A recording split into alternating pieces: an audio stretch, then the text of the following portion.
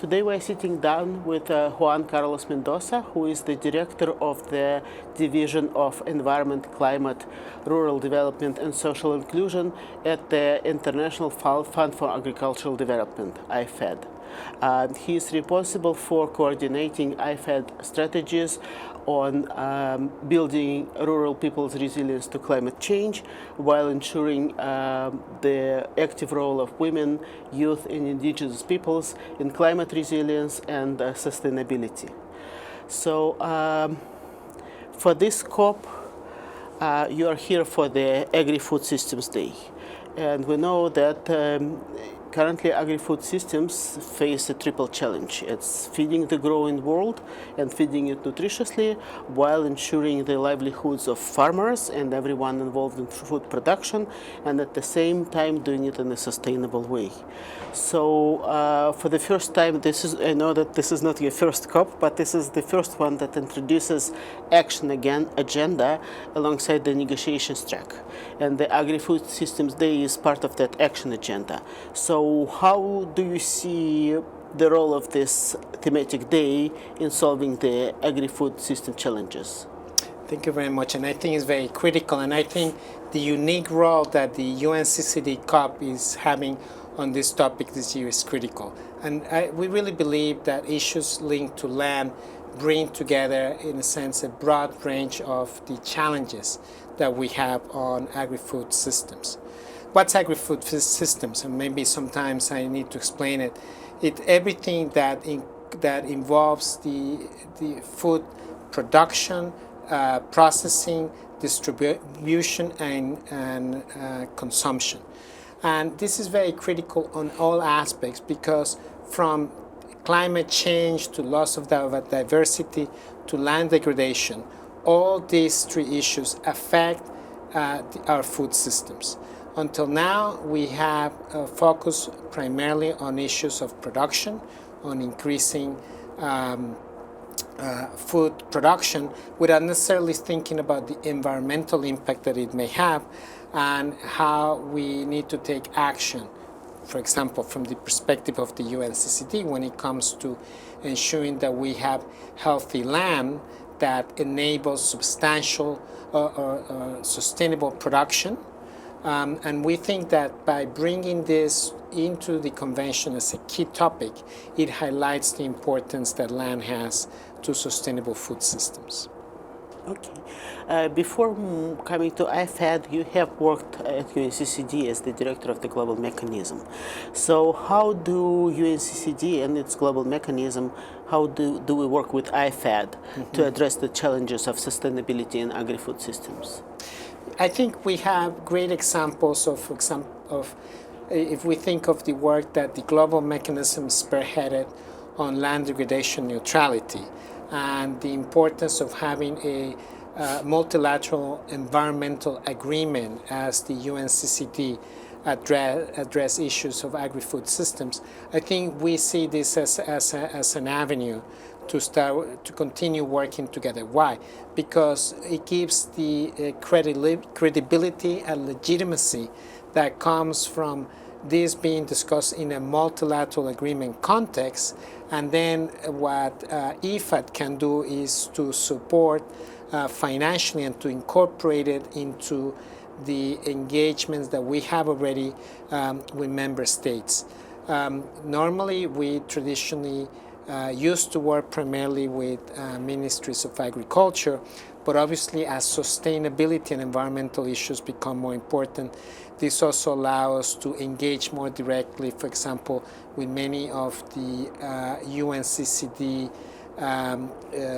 ministries, including environment ministries, to take a more integrated approach to agri-food systems.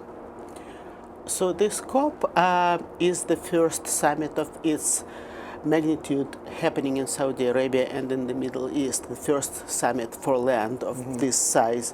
So what do you think this COP needs to accomplish to ensure the sustainability of the agri-food systems and really place sustainably managed land resources that support agri-food systems, because 95% of our food is produced on land. So what do we need to do at this COP to make sure that sustainable agri-food systems contribute to our goals on climate, biodiversity, sustainable development, and inclusion? I think that first and foremost we need to bring up this issue to the forefront and ensure in particularly that we're able to restore land, but equally important, of course, is stop the process of land degradation.